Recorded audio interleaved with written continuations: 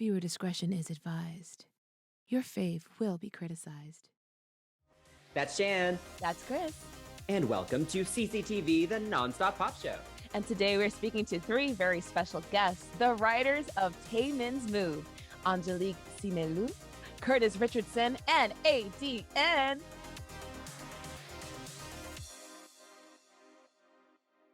If you're wondering who we are, Shan and I have a huge range of experience in the music industry, from performing on stage and recording in the studio to working with artist management and record labels. So we love to discuss pop music from both the creative and business angles. And if you've made it this far, please subscribe to our channel for more content. And if you're listening to us, give us a 5-star rating and review on your podcast platform of choice. Thank you. Yes, and to get a quick intro into our special guests, we have Curtis Richardson, a 20-year veteran known for his hits All I Have by J-Lo and Officially Yours by Craig David, and for our K-Poppies, Boom by NCT Dream. Angelique Cinélu, a Grammy Award-winning songwriter featured in the La La Land composition, one of the only few Black women to do so, I might add, and Adien Lewis, a name well known in the K-pop circuit. He has written for BTS, SHINee, and Taemin. And of course, they wrote the amazing song Move by Taemin. So let's bring in our special guest. So we are so excited to have you three here with us. Welcome to CCTV, and thank you so much for joining us and the crew on our show. Also, happy belated birthday, Mr. Curtis. Thank you. Yeah. So let's get started with our spotlight interview. Yes. So we'd love to hear just about your first experiences in music. So how did you all get your foot in the door in this very competitive music industry? Okay. Sorry. I'm going to go first on this just because. Go for it. Well, all right. So Adien, I'm not speaking for you, but like, I'm kind of just going to throw this in because like, in a way, we both got started vis-a-vis Curtis in a way, because Adien for sure had stuff going on. I like, in terms of music, was like, I was coming out of school and I was like, I want to sing, I want to dance, like, you know, I don't know, maybe Broadway, even though I didn't like musical theater. And I met Curtis, and he's the one who was like, you're a songwriter, and really introduced, like, was my first introduction into the music business. And later on, after I had been in LA for a little bit, Curtis introduced me to Adien, who was starting and really like doing covers and like primarily working with like YouTube people. And then he put us together in LA. And that really like was a really like transformative experience, I think, for both Adien and I, like in terms of just being able to like two people to like be able to lock in the studio and like just crank out tunes. Yeah, right? Absolutely. That was our little commonality, is Curtis. So I like to, and Curtis is, you know, he's like one of those people that spotlights talents, and he's like a mentor to a lot of people, has mentored a lot of people. But that's how I started first. Yeah. Like Angelique said, like I was doing like YouTube stuff and like covers and whatnot. And then I met Curtis on Twitter actually. And we just kind of hit it off. And we started like writing stuff together, and it was just like magic. Like we just worked really well together. And eventually, so when I was doing covers and YouTube and stuff, when I had just met Curtis on Twitter, I was still in school in San Francisco, and I was like flying down to LA to work with like YouTubers and stuff on their projects. And I told him after I graduated that I was planning to move down to LA for good. He was like, oh, I know this great songwriter. She's amazing. Her name's Angelique, and she works in a studio in LA, and I want to like hook you up with her. You know, you guys are gonna make some fire and stuff. So yeah, he hooked me up with Angelique, and like literally like the first song that me and Angelique did was like one of my favorite things that we ever did. And like we just kept on making fire. Like from that point, like me and Angelique would just literally go into the studio like every day and just make fire, just cool stuff that we liked and whatnot. And it was, like she said, like it was a really good moment for both of us, I think, because we were both really able to develop our talent and our skills and stuff and our just, you know, working together. I think we brought stuff out of each other that we probably wouldn't have been able to bring out by ourselves or with other people. It was a no judgment zone. That's what my favorite thing about working with you in that time, but still, but in that like specific time frame was that like we could literally just like any kind of influence or like any song that we heard, like there was no kind of like, wow, that's what you're listening to or whatever. Or if I came with my little like choppy chords, you wouldn't be like, get out of here. Like, you know, we just really were able to like work from each other in like a really cool place of like respect and just kind of really, we were really up for anything. Like even experimenting vocally, like there's a whole project out there that people don't know where we're singing in unison, which was really like cool stuff. So like we just were trying stuff like and we're really fortunate that like a lot, like I'm gonna say all of it was really great songs like that still hold, you know. And then eventually, you know, like Curtis started coming to LA to visit us and stuff, and then we kind of started linking up with that type of magic, and you know, history. Yes, we see. So Curtis, since you are the architect of this AA battery, could you give us a little I like that AA battery, Adien and Angelique. I like it. You know, we out here. How did you get started? Yeah, I started just working a lot because I had a passion for it. And I remember like 9/11 happened, I lost my job. So I started writing and I had a collaborator and we just started working. And then I got the J-Lo cat. And then with LL Cool J about 2002, and then my life changed. So I started writing and working and traveling around the world and working. And I met Angelique around, she was 12 years old when I met her. But she was really young. But I met her through a mutual friend of ours, like about 16 years ago, 17 years ago almost, I think. And then we just hit it off. And, you know, I remember going in the studio with her, and I was like, hey, we recorded something I had written, and I was like, or we were talking about recording something I wrote. And I was like, hey, do you have a journal? And she was like, yeah, I have a journal, so just bring it in. And then I started reading what she wrote. I said, you're a songwriter. You write like you're just a songwriter. You're natural. So then we started writing together. It was just like we had been writing together forever. Like it was like instant connection, you know. And she just is so gifted as a composer, as a producer and arranger. And I just started to see her development. You know, we just enjoyed working together. I think, you know, just watching her develop over the years to where she is now, just nothing short of amazing. I mean, she's an incredible producer as well, and an artist as well. So that's just a relationship that I just enjoy, you know. And then Adien I met on the internet because he commented on a record that I wrote with a Swedish artist named Andreas Mo. And I was like, wow, I was so shocked that an American person knows about this artist because it's a Swedish artist, right? So then we connected and we just started talking. I started watching his YouTube videos, like, oh, I love your tone. Do you write? And then he sent me a couple things. I was like, oh my gosh, we have to work together. We have to do it. It's just something we have to do. So we just started writing and I just enjoyed it. So I told Angelique about him. I was like, you know, I think you guys would have a great creative synergy together. I just have an instinct about these things. And then voila, I was right. And they created a whole catalog, Angels and Aliens catalog that's amazing. And then around the time when I started like, you know, pitching for K-pop and working in K-pop, I said, oh, I think we should work on something. And then that's how Move was born. So. Ciao.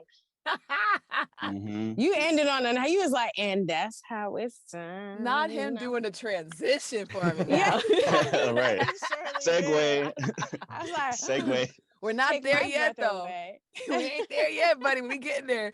But speaking of that, I mean, you all talk about your creative process.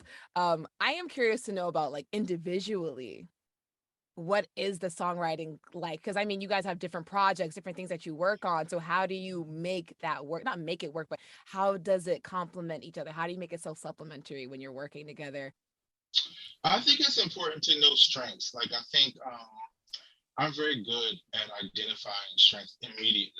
You know, I don't I don't believe in weaknesses. I believe in strength on top of strength. So like I can work with someone and kind of sense immediately what they're great at and just try to amplify that. And then from there, they're going to naturally want to strengthen other areas that they want to strengthen. So when I met Angelique, and immediately from her talking, I knew lyrically she's the beast. You know what I'm saying? And then she's just naturally melodic too. So you kind of have a sense of that, you know. Adien just, you know, reaped melody and and I found that he's an incredible, you know, track producer and just a producer and an artist, incredible art. So you just discover through each collaboration with your collaborator, just if you're paying attention, if you're plugged in. A lot of times people work together, they're not plugged into their collaborator, but I'm extremely plugged into the person I'm working with. So I think for them they're two of the most exceptional creatives I've ever worked with in my entire career. Yeah, I think Curtis really hit it on the head. Is that one thing that Curtis is really good at is just he's really good at, like he said, like nailing down what people's strengths are and like kind of putting people together. Like he you know, me and Angelique have our strengths and stuff, but we have a lot of similarities in the way that we work, which I think makes it a smooth process, you know. Like we have obviously, like, we're different songwriters, but we have a similar way that me, Curtis, and Angelique, we all have a similar way that we approach like doing melodies or, you know, writing or whatever. Like Curtis and Angelique are like geniuses at lyrics and stuff. That's someplace that I'm not very strong at, but I know that because I'm not strong there, that I can focus on something else and again hand it off to them, and we'll come up with something strong because we're all filling our roles, you know. I think too, it depends on what are we writing for. I think that's Right. like the big thing. So if it's like, if we're trying to crank something out, you know, in this time frame, and it's very like it becomes formulaic.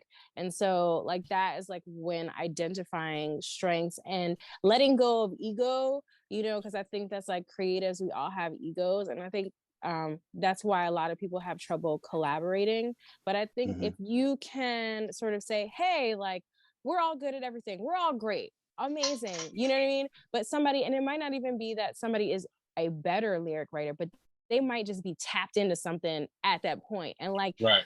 it's about keeping the momentum and the vibe rolling. So if like, you know, like come in, I was talking about the other Adien, like, you know, with a concept and already have like, he'd have like a concept like built into a melody, right? He coming to a melody. So for me, like, am I gonna be like, nah, like I felt like writing about this today, where I'm like, yo, we're kind of in this, I like this, like let's like push into this moment and like see where it takes us. And like maybe that melody placement that he had with that idea, that concept was super strong, but maybe it wasn't the hook. Like maybe let's take this and make that, you know, the verse. Now let's chop it up and let's play off of each other and come up with a hook melody. Like we still need this, but like we've got strong pieces, and then we can always come back. Like, you know, we let the song kind of dictate where the story goes. So it could have started where we're like, okay, we're here and this is where we're starting.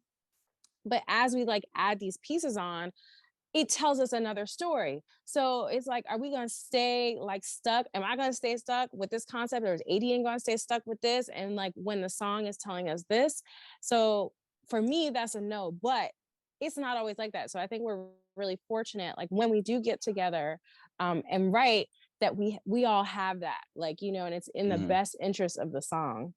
We're flexible. I think that's something that's really important with collaboration, and it's something that a lot of people can fail at with collaboration, is that you have to be flexible, and you have to be a little bit like water. Like you have to be able to move and accept other people's opinions and other people's creative ideas, while also, you know, you also have to stand firm in your ideas. But when you have something that is working, you have to know intuitively when you should move forward into that, or if something is not working, you have to know intuitively when you should just let it go, let it sit, and move on to something else, because that's also really important, is that you shouldn't force an idea. And I think a lot of people get into a collaborative situation and they think, okay, we have to make this work, this has to happen like this way or whatever. And no, sometimes things just don't work out. You have to know when to move on and do something else. Unless you're Curtis, who will take a piece from a song from 1992, right pull right. that, rework it. Okay. He be like, with this song, I'm taking the song that we wrote together and like I'm putting it here and like send it to you. I was like, I did not write this song. I didn't write this song. He'd be like, yo, you wrote, and I'd be like, I don't remember this. Like things, he is like, like archives. He's got the archives. It's like his superpower. Yeah, like he remembers every. What do you have? Like, you gotta have like 10,000 songs at this point. Curtis is the king. Curtis is the king of recycling songs. Like he's gonna recycle a song. He recycled, but because he remembers all the song. Like his catalog memory, and his catalog is like severe in terms of like how large it is.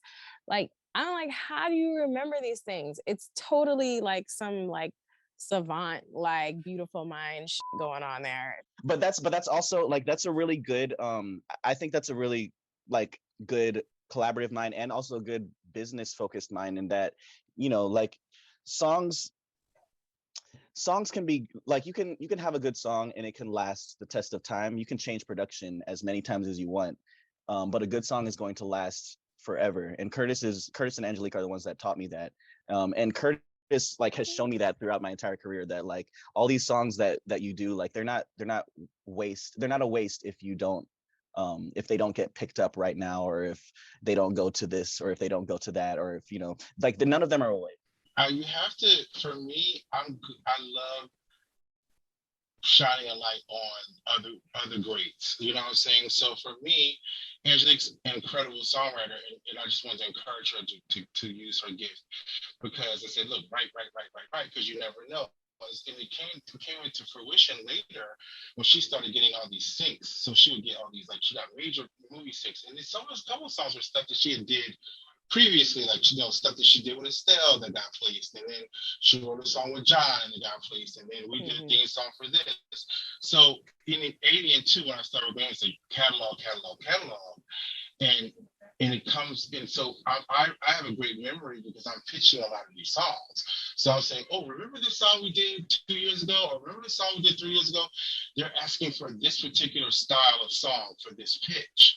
So that's how it works behind the scenes, is that it's not necessarily that, we do create on the spot for a particular artist, but sometimes it's something that we've already done that we have in the catalog that could fit better than what we could do now. So that's why that preparation is very key for me. And like Adien and Angelique said earlier, it's a matter of intuition too. It's a feeling, like you go, okay, ooh, this is the right feeling. I mean, we all three of us are producers as well, so we kind of have an understanding of what would work conceptually, visually, sonically for our project. So it's not just we're writing songs, we're also visualizing, we're also preparing a path, a direction for the artist as well. So a lot of times, we'll get briefs and they'll say, okay, we want one thing, and we're like, they say they want that. I think they want this feeling instead. So you have to kind of think ahead of what they're asking for as well. So yeah, I said I was at a talk and somebody was asking me about placements and rejection and all the things that we go through literally every single day.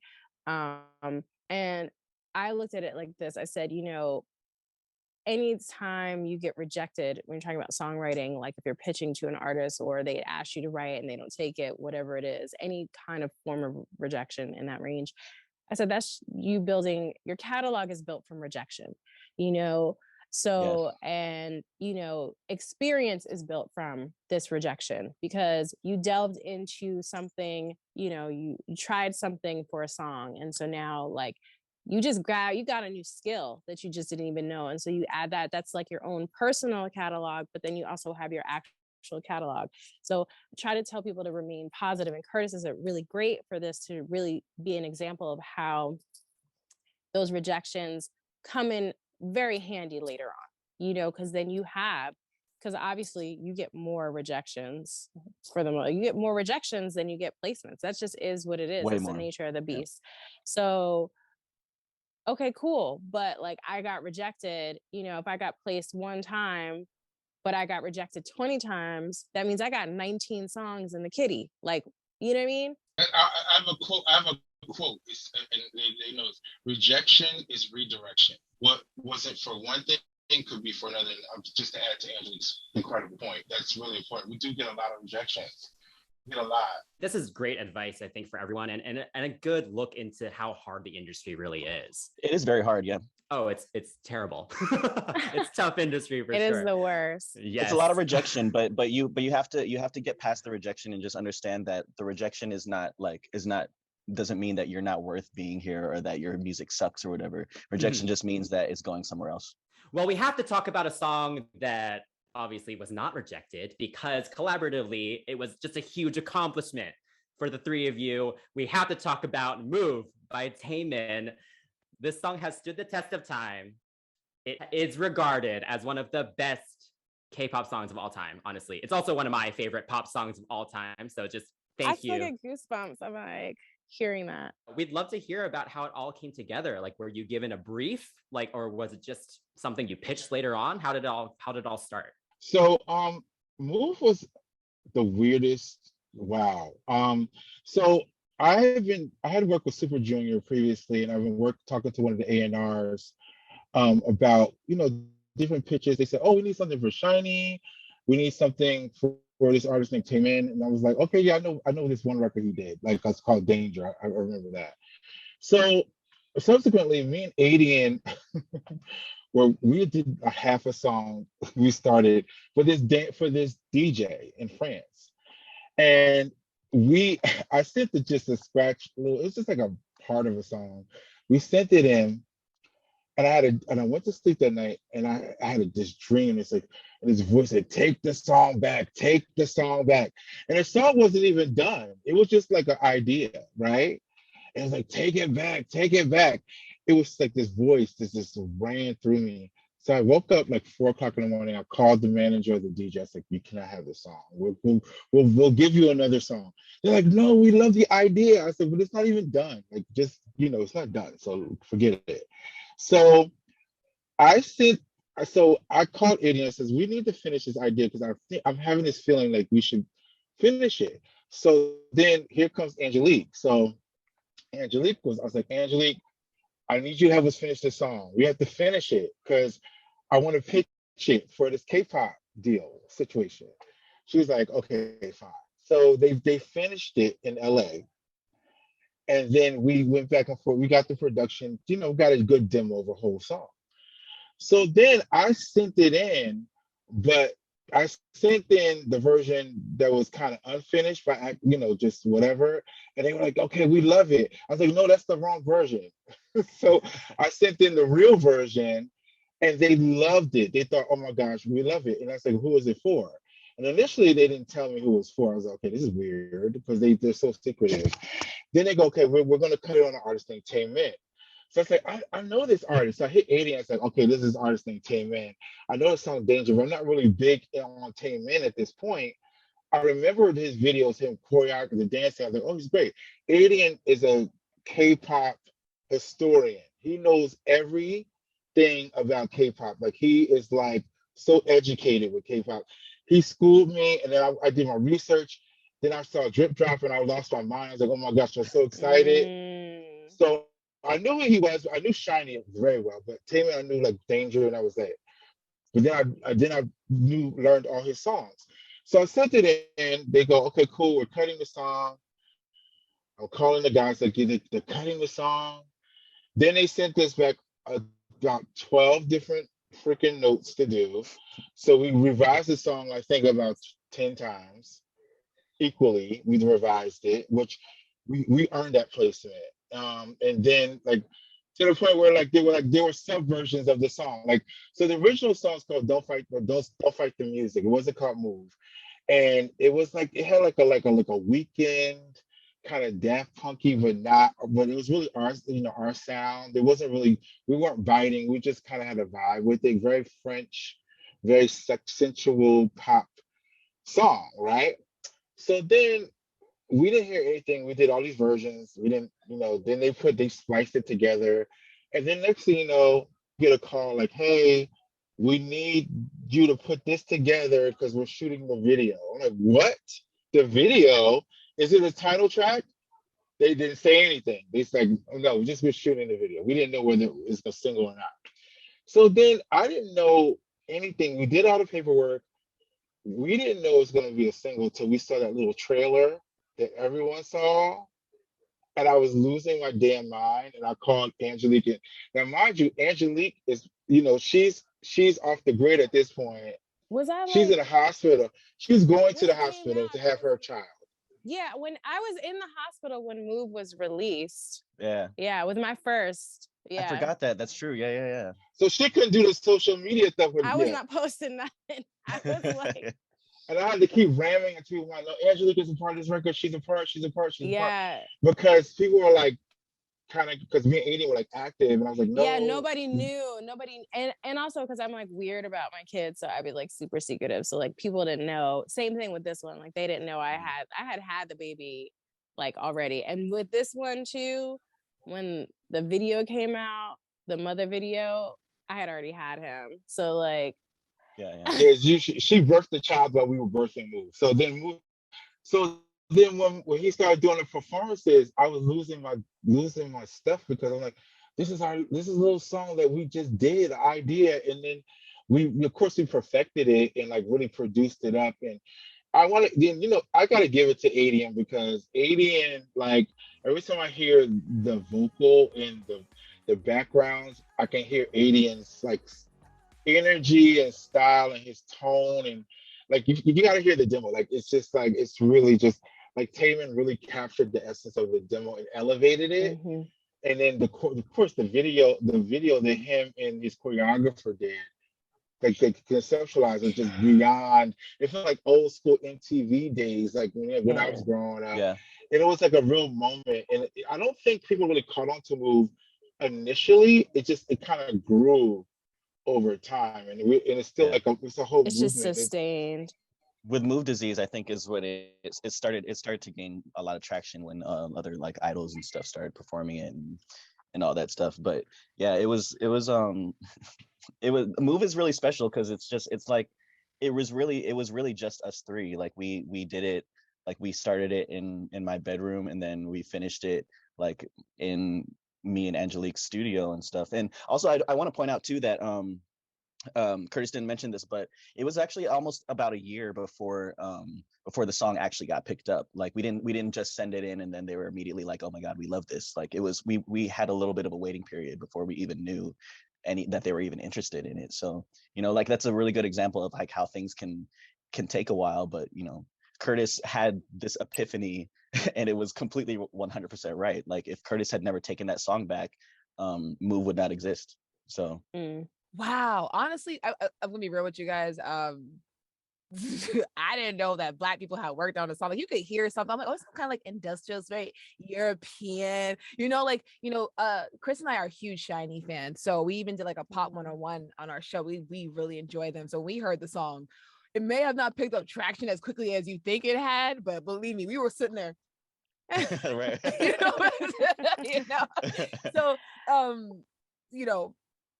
first of all, such a positive reaction came from Move. Did you experience any other companies or artists reaching out about recreating that Move effect, or at least just working with you three as a set? You know what? So I haven't personally had any companies reach out asking specifically for another Move. However, I have seen Move on. So songwriters get these things called lead sheets or briefs from labels and stuff, basically telling the songwriter like, hey, this is the artist that we're looking for a project for. This is the type of music that we need. Here's the references. References are songs that are already out that they are trying to sound like, or they want the song to sound like. I've seen Move on more than a few lead sheets. So it's like, hey, like just reach out to us. Like we'll do another Move for you. We'll do 10 moves for you. No, it's weird though, because you would think that, but I feel like that's kind of an industry thing. I don't know why they don't just go to the source. Like my dude is a producer, and one of his writing partners, they like create magic, and literally like they be getting briefs that's like asking for exactly what they did, and so I see it all the time. I see it It's all like, the why don't you time. just reach It out was to why don't them? you just ask? So with us, Yeah, it's yeah. like, why don't you just ask, or why don't? But I don't know what that is about the industry. Like, it's weird. I think it has a little bit to do with maybe fear of reaching out and being like, maybe like, being rejected from the people. But then also too, I think it has a little bit to do with maybe labels not wanting to maybe thinking that we're going to charge more, or like we're going to like be, or yeah, maybe they feel like, they don't want to copy exactly, so they don't want the same people to do it because it might sound too much like the original or something. There's many different reasons why it could be, but I think for me personally, it's cool to like see something that we did on a lead sheet for other songwriters to do. That's a nice little like, satisfaction feeling. Not to cut in, but I have been contacted for us to do Move many times, and we have done it. But for some reason, we've done like an elevate. We can't do the same record, but we have attempted to Right. We've do done other songs record that are similar Right. to that it. had the same kind of like for example, like we have a song called Fanatic that we did that I absolutely love, and the A&R at the label loved the record. But of course, that's not just one person making the decision; it's a multitude of people making the decision for their artist. That's the way SM works. It's like it's a group of people making a decision. So, you try, but at the same time, I'm very proud that Move is still going. Like it has such an impact that it's still going. It's like it's not stopped. So Definitely. that's something I'm very happy for. For Yeah. sure. Is there anything kind of interesting in the production of the track, or that makes any interesting sounds or elements in there that maybe you would want listeners to notice more? It's so funny because I barely remember like producing the initial track. I remember doing all the edits after SM started asking for those, but I don't even remember too much about producing the track. But like I do remember one funny thing is the bass, the synth bass in the song. The one that everybody loves, the dun, dun, dun, dun, dun. I made it in this program that I can no longer access called Zebra. It's called Zebra 2. And I bought like a license for it like a long time ago, and for some reason, like very shortly after Move came out, the program just stopped working. So like now, like that's like that bass is basically frozen in time. If I open the original project, I can play the bass, but I can't open the synth to like recreate it or like figure out how I made it or anything. So it's basically just like a little frozen piece of time now. Look, I'm like, shout out to Zebra 2. I feel like Right, shout out Zebra. Y'all need to handle that. Give me my bass back, Zebra. It was definitely the synth. The synth sound was just so like hypnotic. I think that's one of the things that really drew people to it. Because that in the original production of it, that's all we had really. I mean, that was the core of it, and then we built it, and then and the drums, those are my favorite Adien drums. Like I love, like I'm like always like that bridge was sickening. That bridge, and the bridge queen came through, but that bridge is sickening. Like the bridge to me was like they brought me in for sex. That's what they brought me in for. we needed the spice.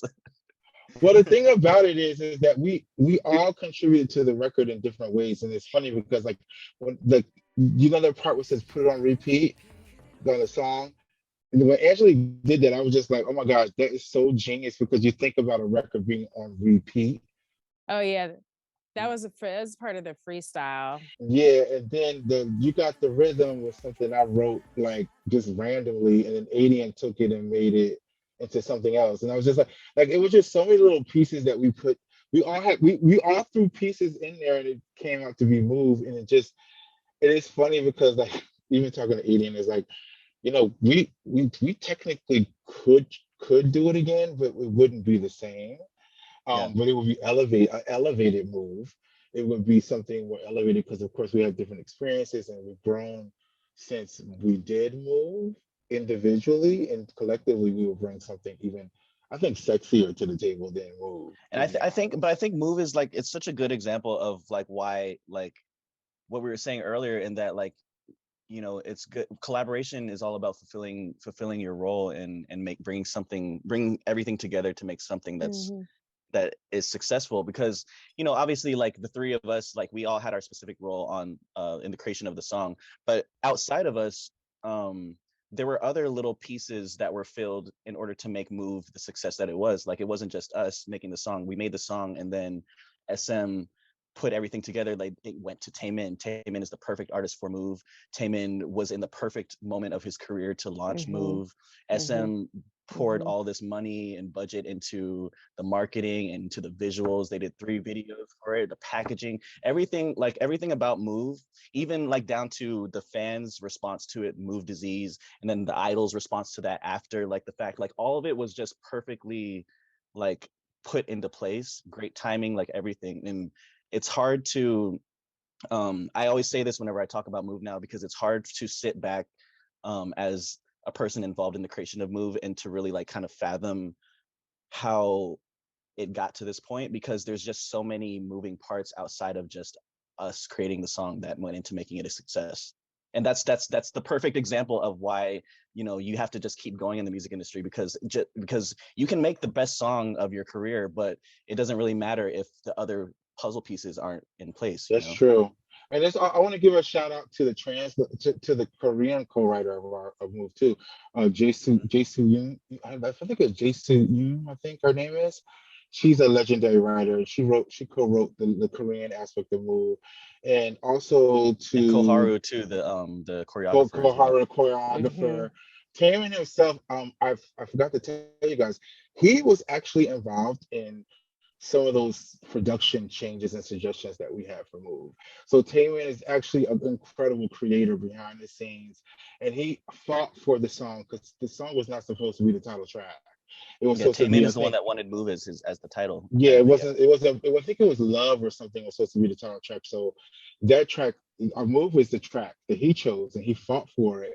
And he had the conceptual vision for what it was. So he wasn't just a bystander. He was very much involved in the creative process of Move and it becoming what it is. And also the shawls and the Taemins and all the fandom is really what made Move what it is. So we are very indebted to the fans for Move and what it became.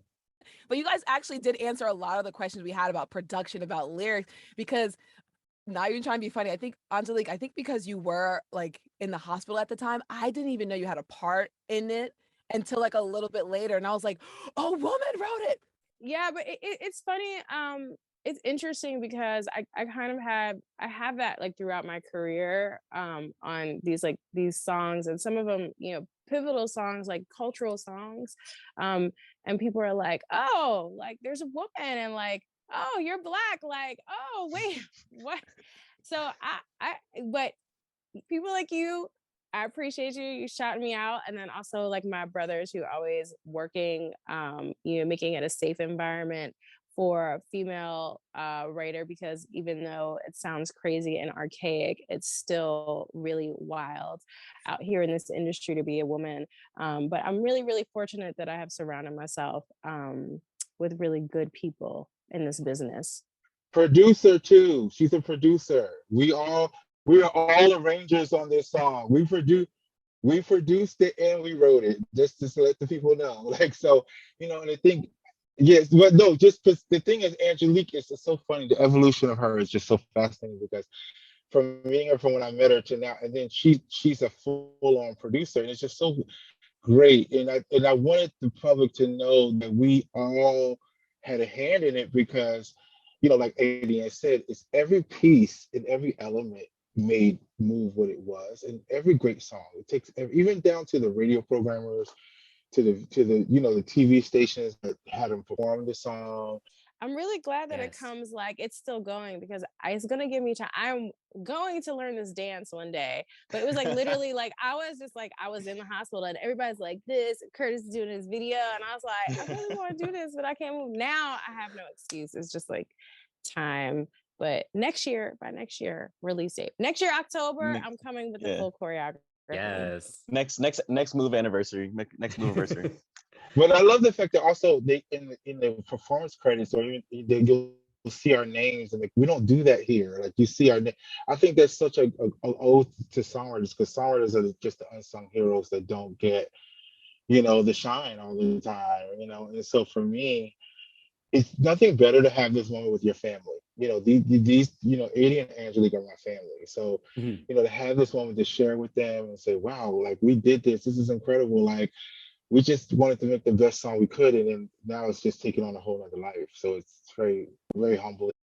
Yeah, that's awesome. I mean, I think so, kind of leading into kind of a more industry question, there's been a lot of discussion online about the K-pop industry and unfair publishing splits and royalty payments and kind of just the undervaluing of the songwriters. So how has your experience been working with foreign publishers and kind of just making sure that you are valued?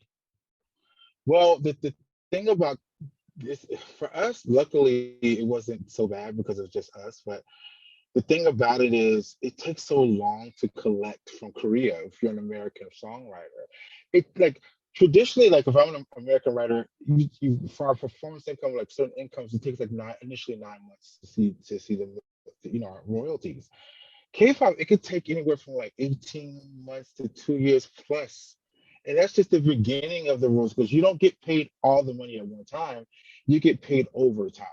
So we're still getting paid from movies, and we haven't even seen the apex of it yet because it takes so much time for collection over time, and that's the only thing that kind of irks my soul sometimes. But I think I've heard some of the criticisms in regards to the splits, and there's a lot of songwriters on songs nowadays. Like there's like 10 writers on these songs, which I don't know what that's about. But I think it's because the labels are now dictating, oh well, we like this piece or we like that piece.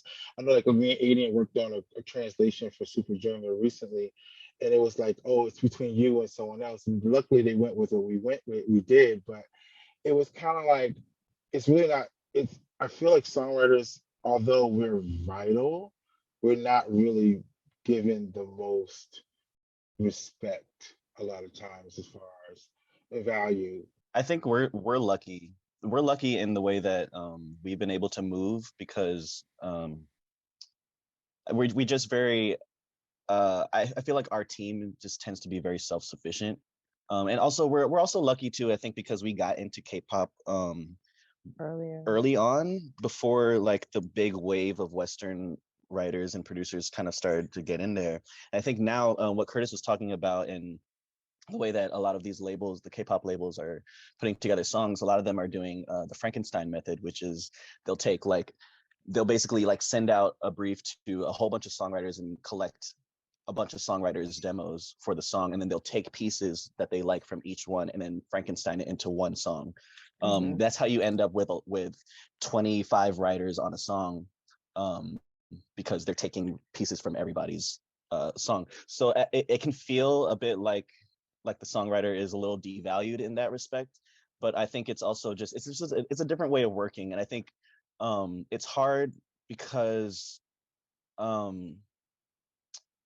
there's not really much you can do as a songwriter. Like it's either you either accept it or you don't accept it and you don't get the placement. So and I think that's something that a lot of songwriters are kind of fighting with right now, all over the world, but especially with K-pop. I don't think it's a problem. I think it's just something that we're going to have to get used to, and we're going to have to sort of stand your ground a little bit more. I think we're lucky because our group is very self-sufficient, so we are able to command a certain amount of respect, but it doesn't always work out that way. So Yeah, I mean, Adien eloquently said this. Like, it's really the label's discretion, and a lot of times we don't get cuts because we are so self-sufficient. We turn in full productions that are done, and you have to also remember these labels. It's a business, so these labels have publishing companies, and they want their writers right. to be represented on songs too. And it's funny because we've been on both sides of the spectrum where we've been called to add to the arrangement or to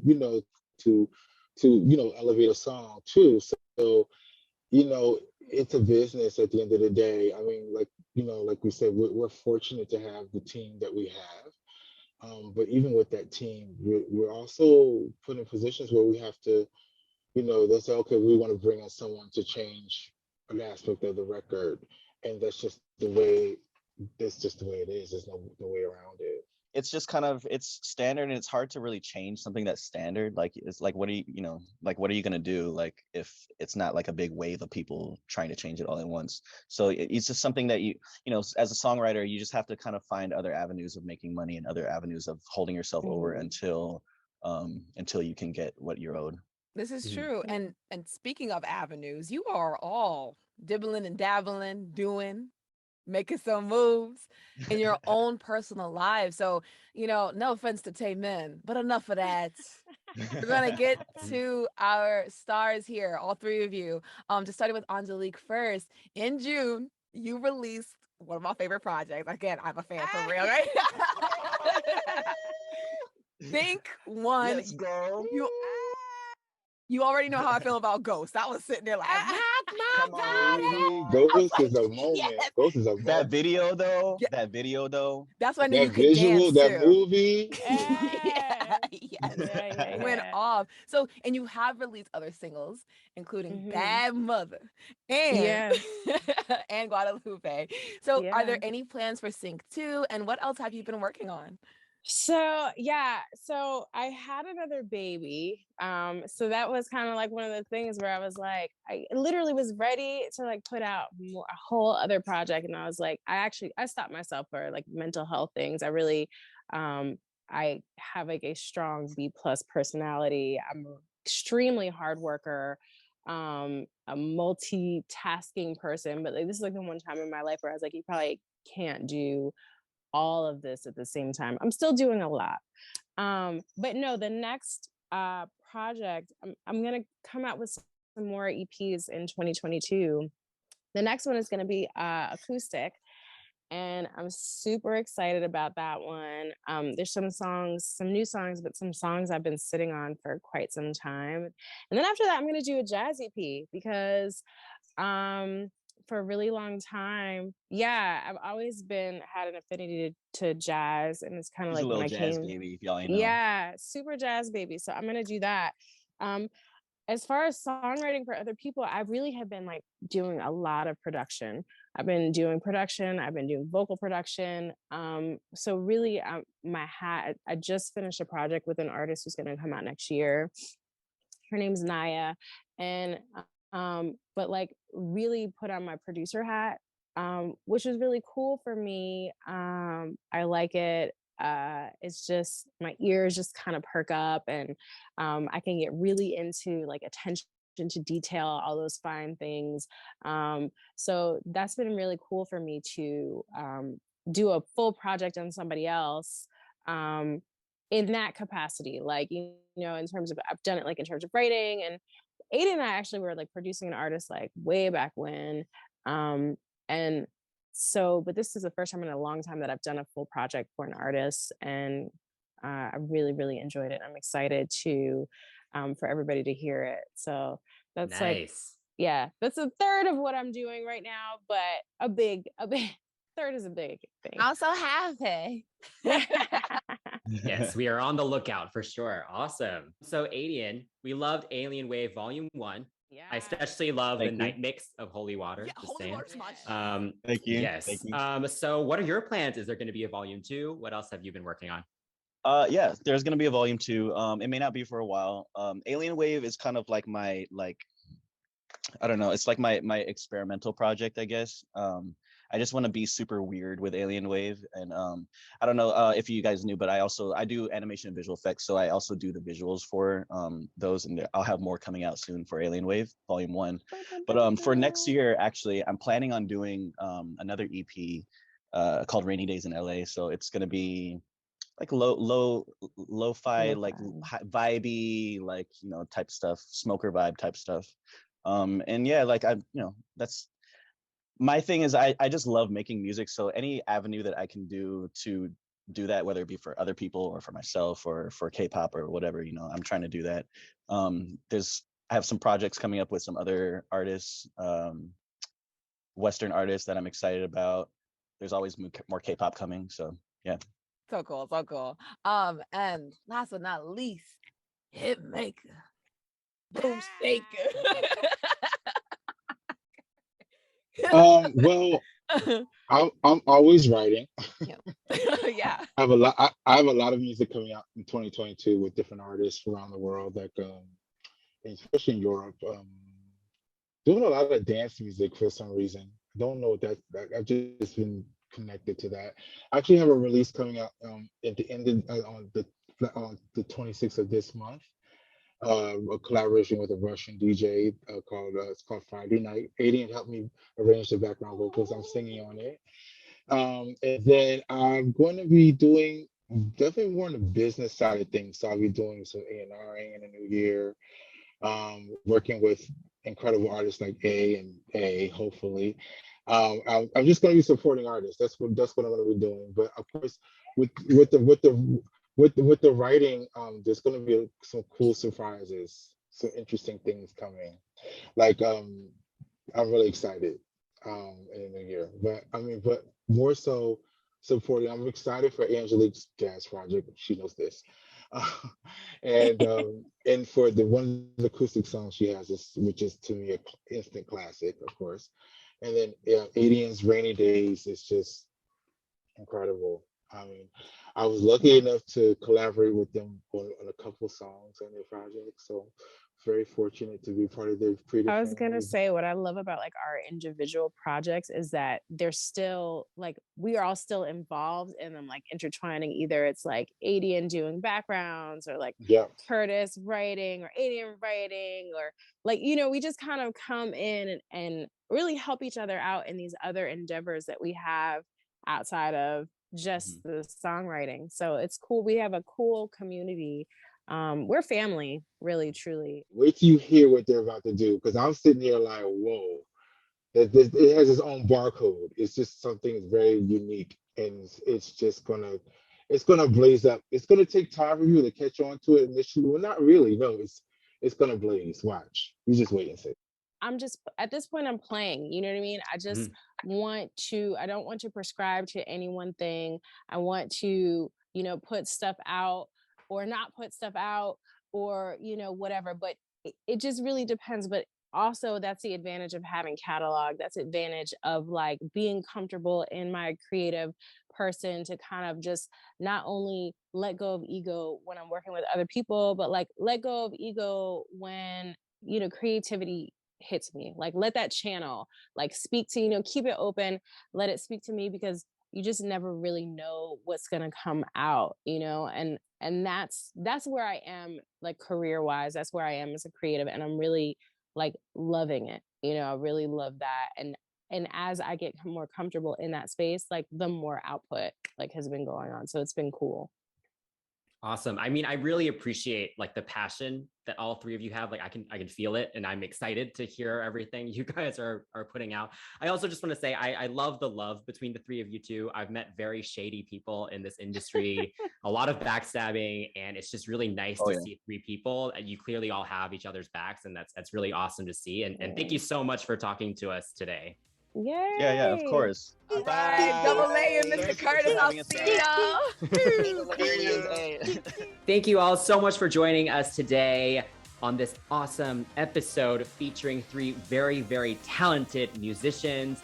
If you enjoyed our conversation, please let us know in the comments below. Hit us up on our social media accounts at CCTV Pops. Give us a like, subscribe to our channel, and hit that notification bell because we have a lot more interviews coming up. And for our listeners, please give us a 5-star rating and a review on your podcast platform of choice to help us reach more awesome pop music fans like yourself.